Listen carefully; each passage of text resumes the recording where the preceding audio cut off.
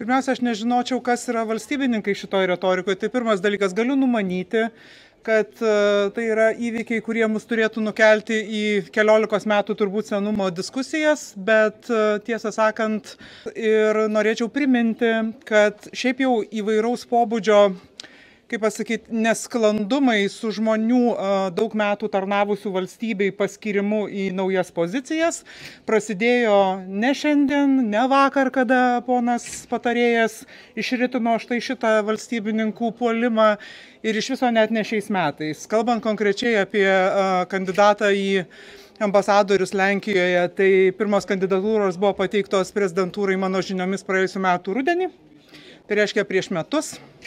Tada apie valstybininkus negirdėjom nieko, tiesa, labai ilgai nieko negirdėjom ir apie pačius kandidatus. Paskui po kurio laiko išgirdom, kad netiko, paskui netiko ir kiti kandidatai ir taip toliau ir panašiai. Aš nežinau net kaip tą pavadinti, toks tiesiog menkinimas, kažkoks peizojimas tų žmonių, vadinimas jų kažkokiais parašiutistais ir dar kažkuo, mano supratimu, nedera nei prezidento atstovams, nei pačiam prezidentui. Tai reikia suprasti, kad tai nėra tie žmonės, kurie ateina į politinės pozicijas kartu su politinė komanda, reiškia per rinkimus ir per panašų procesą. Paprastai tai būna žmonės, kurie yra pasitelkiami iš valstybės tarnybos ir pasitelkiami iš valstybės tarnybos į, tarkim, į politinę komandą ir yra naudojamas jų patirtimi, jų įdirbių, jų žiniomis ir jų kompetencija. Tai